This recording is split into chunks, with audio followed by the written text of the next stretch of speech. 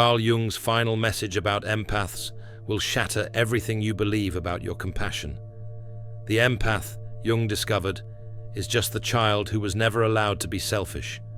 That overwhelming need to fix everyone, to absorb their pain, to disappear yourself for others, that's not spiritual gift.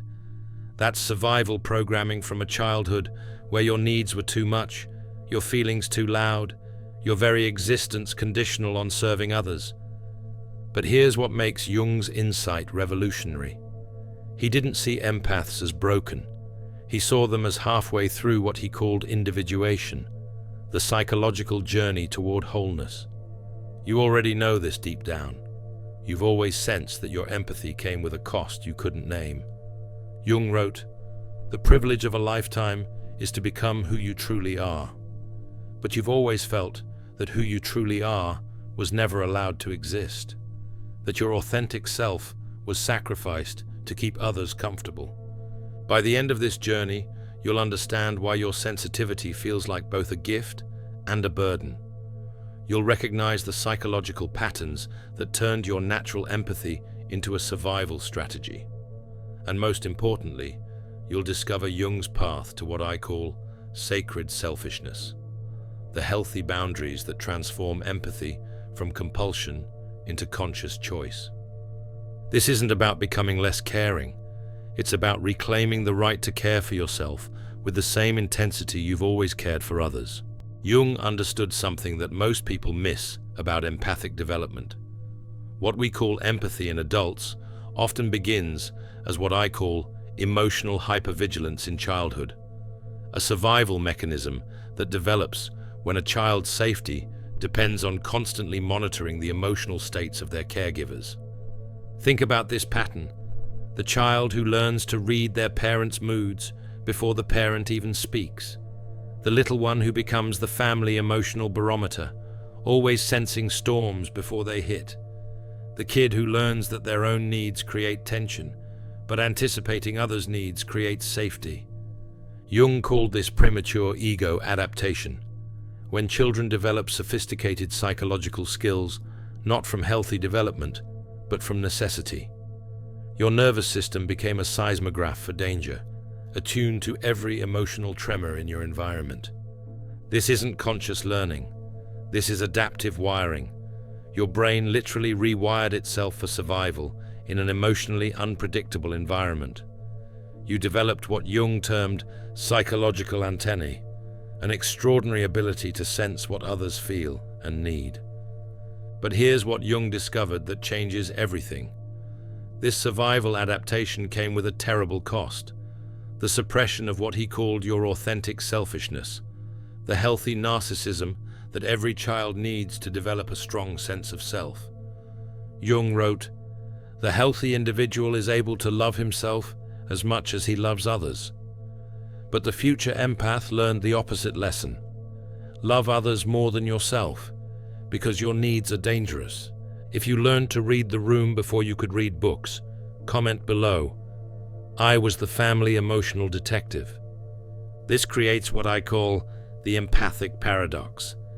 The very sensitivity that makes you so attuned to others becomes the barrier that prevents you from knowing yourself. You became an expert in everyone else's inner world while remaining a stranger to your own. Jung understood that this pattern, while adaptive in childhood, becomes self-destructive in adulthood. The child who wasn't allowed to be selfish grows into the adult who can't advocate for themselves, set boundaries, or even identify their own needs.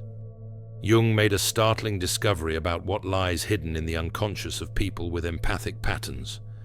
In the shadow, the rejected parts of the psyche, he found not darkness, but what I call forbidden selfishness, the natural self-advocacy that was deemed unacceptable in childhood.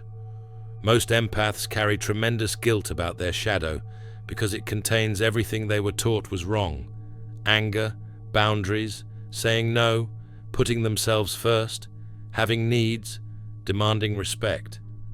Jung called this shadow formation through moral conditioning. But here's Jung's revolutionary insight: these selfish impulses aren't pathological.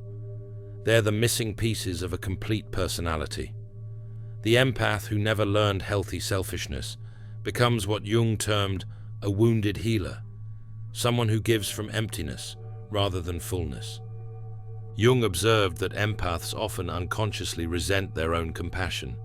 They give and give, but underneath, there's rage, there's exhaustion, there's a part of them that wants to stop caring, to walk away, to choose themselves for once.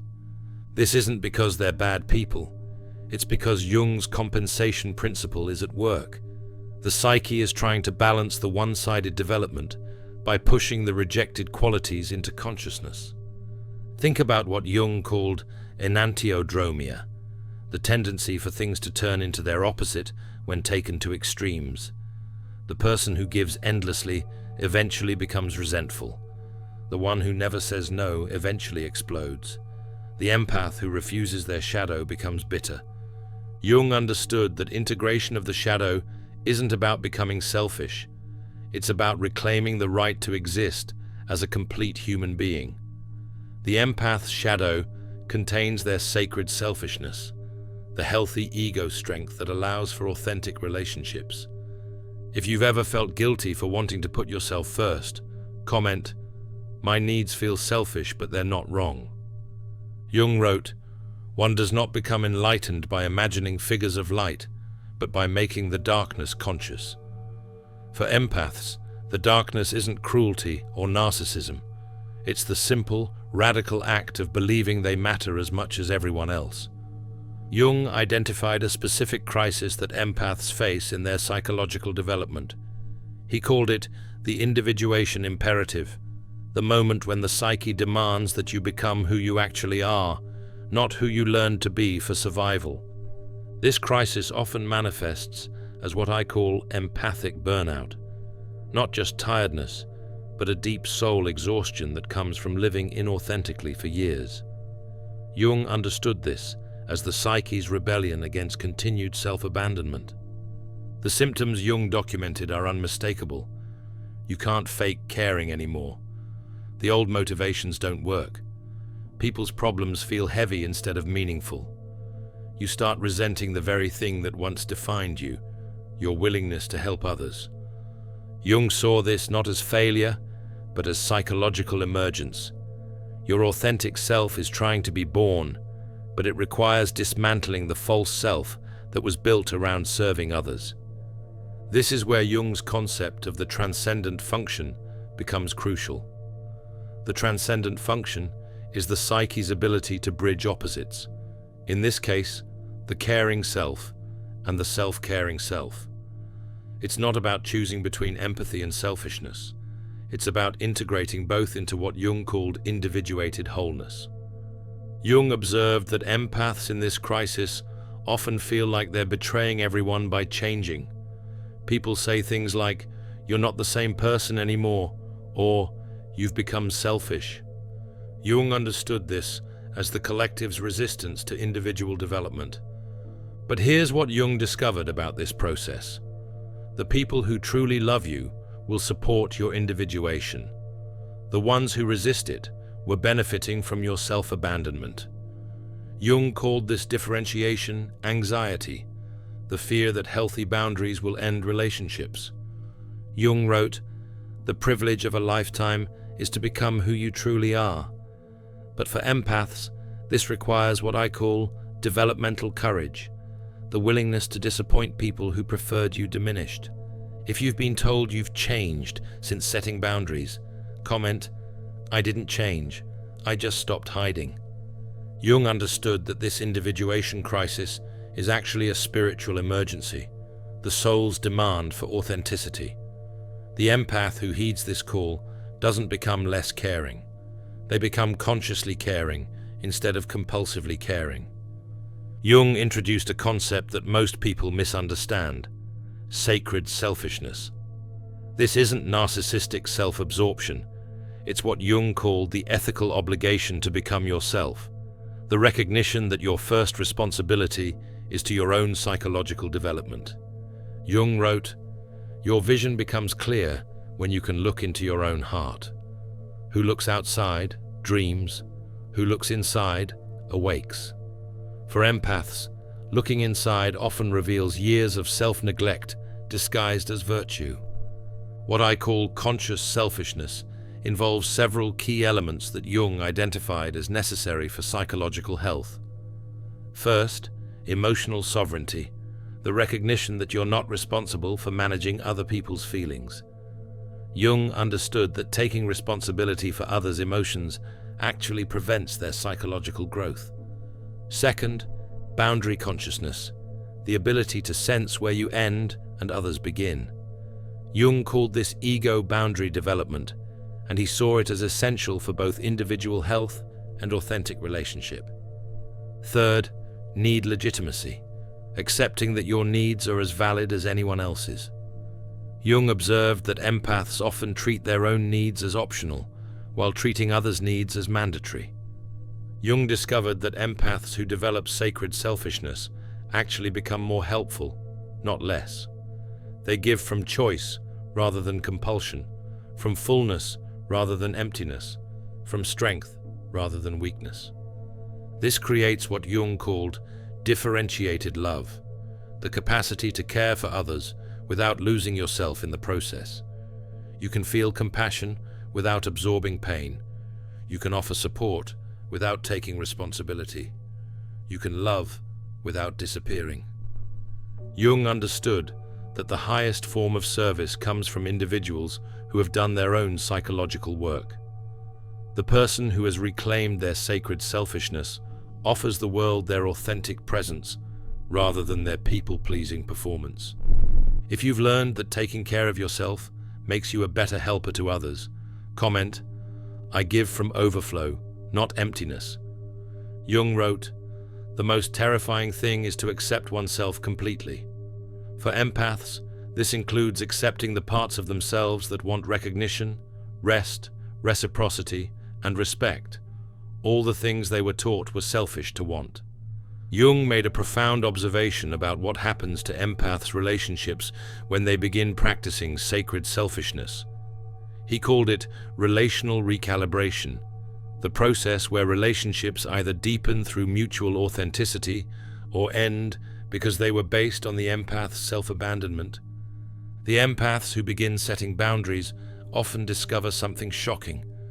Many of their relationships were built on what Jung called projective identification. People weren't relating to them as individuals. They were relating to them as functions, the caretaker, the listener, the problem solver. Jung observed that when empaths stop playing these functional roles, some people experience what I call supply withdrawal.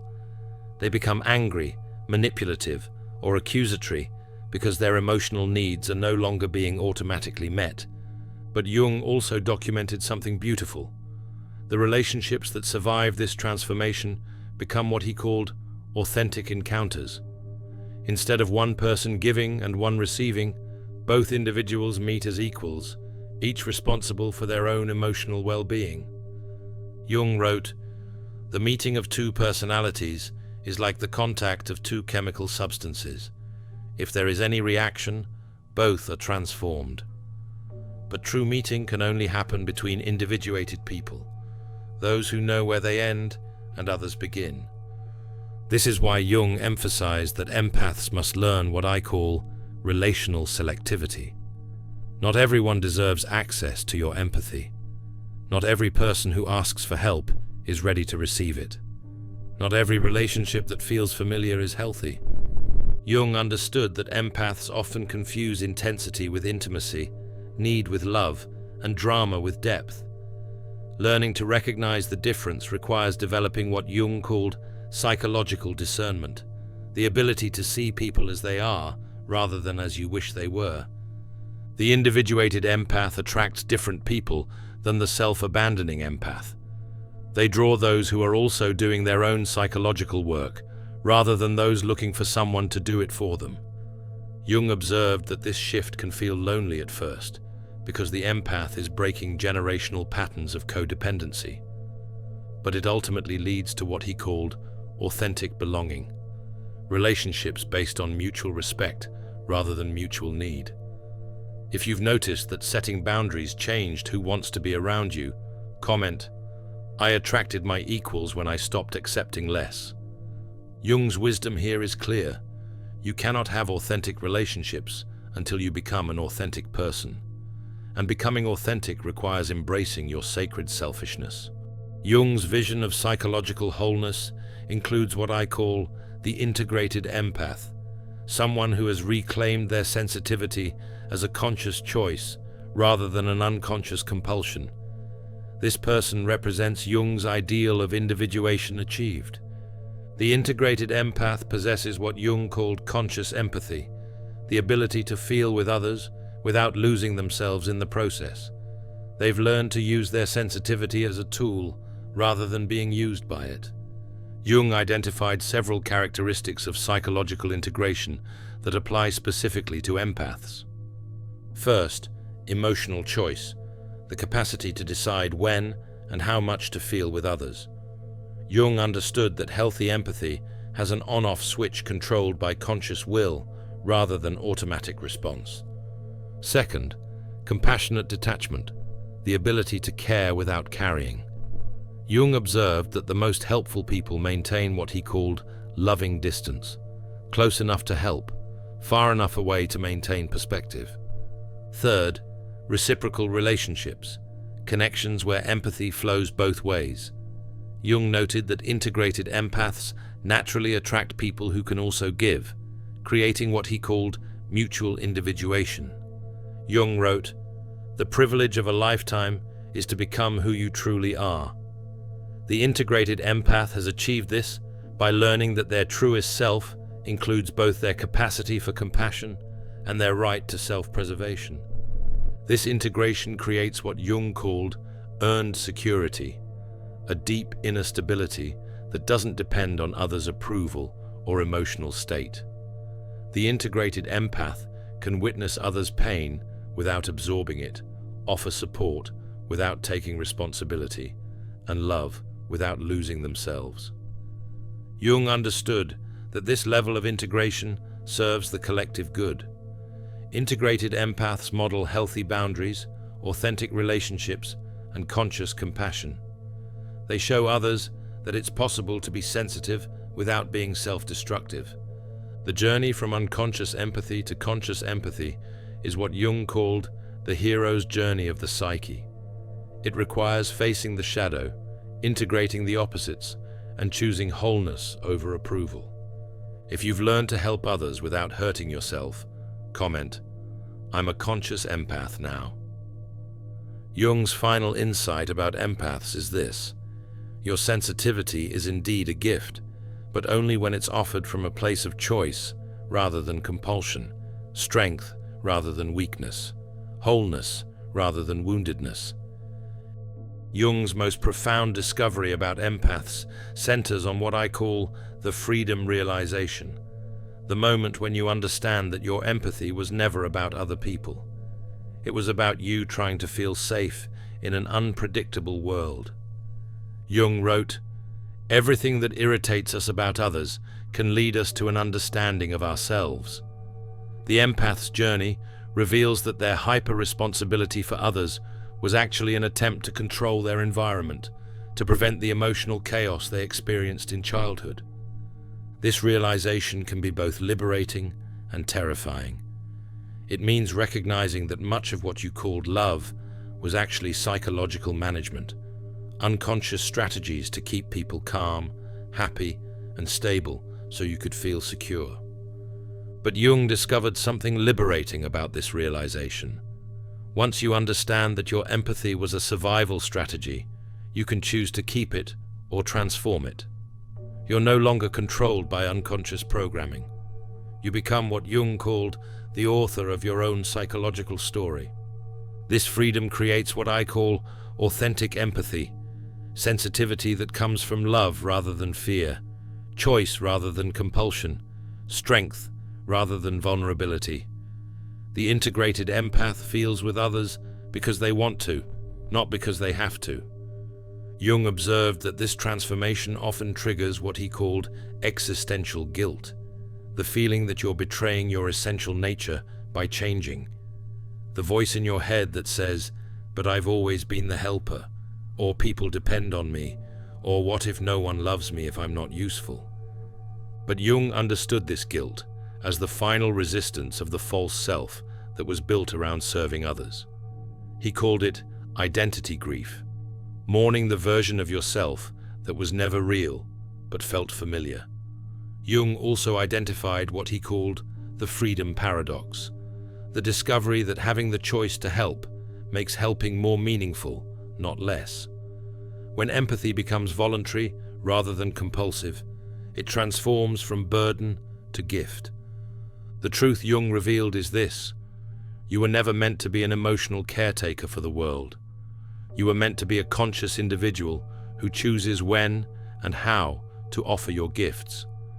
Your empathy was supposed to be a superpower, not a burden. Jung wrote, "The most terrifying thing is to accept oneself completely." For empaths, this includes accepting that they have the right to exist without constantly proving their worth through service to others. This acceptance creates what Jung called psychological sovereignty, the recognition that you are the ultimate authority on your own experience.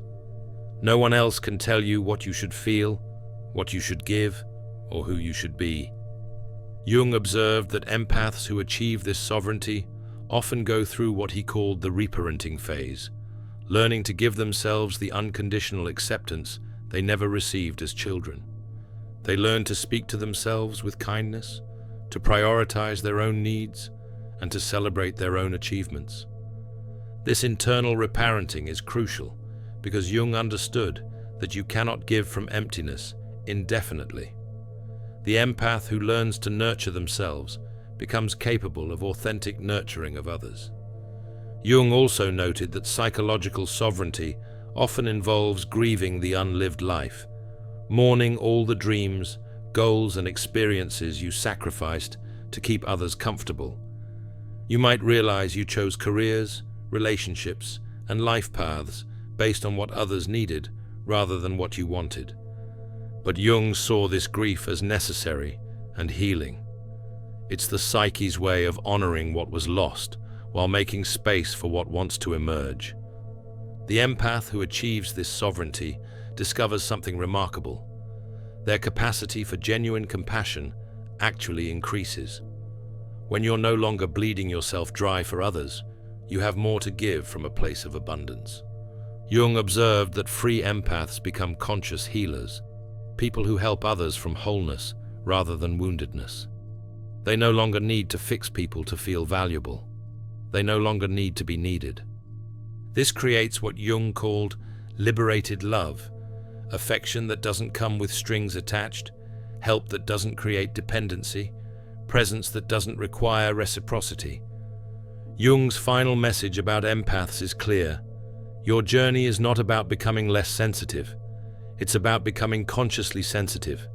It's about reclaiming your empathy as a gift you choose to give rather than a debt you're compelled to pay. But Jung also warned about what he called the integration temptation, the urge to go back to old patterns when faced with others' discomfort with your new boundaries. He understood that growth requires staying committed to your truth even when others pressure you to return to your former self. Jung wrote, "The privilege of a lifetime is to become who you truly are." For empaths, this means recognizing that who you truly are includes both your capacity for compassion and your right to exist fully, completely, without apology.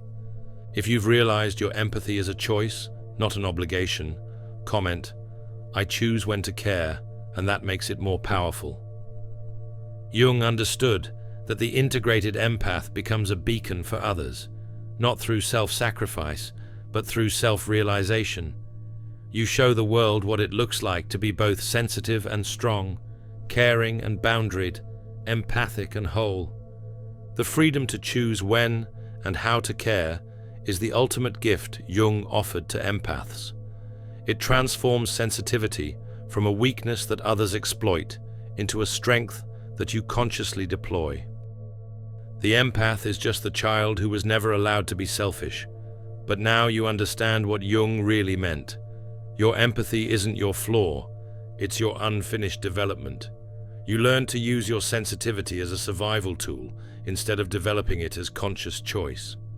Jung showed us that the path forward isn't about becoming less empathic. It's about becoming consciously empathic. It's about reclaiming what he called your sacred selfishness, the healthy ego strength that allows for authentic relationships and genuine service. You don't have to choose between caring for others and caring for yourself.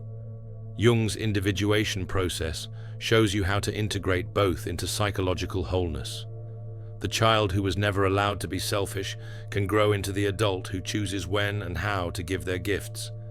Your sensitivity is indeed a superpower, but only when it comes from strength rather than survival, choice rather than compulsion, wholeness rather than woundedness. Jung spent his life proving that the most empathic people are those who have learned to empathize with themselves first. The next time someone tells you that you're too sensitive or that you've become selfish, remember Jung's wisdom. You're not too much for this world. You're just finally becoming enough for yourself. And that transformation, from unconscious empathy to conscious empathy, is exactly what the world needs. Not more people who give until they break, but more people who know their worth and give from overflow. If you want to explore more of Jung's insights about psychological transformation, check out my video, Why You Lost Interest in Your Hobbies, After Awakening, where we dive into how consciousness development changes your relationship with activities and interests. The empath who was never allowed to be selfish is finally free to choose. And that choice, to love yourself as much as you love others, is the most generous gift you can give to a world that desperately needs whole, conscious, integrated people. Thanks for watching. See you in the next dimension.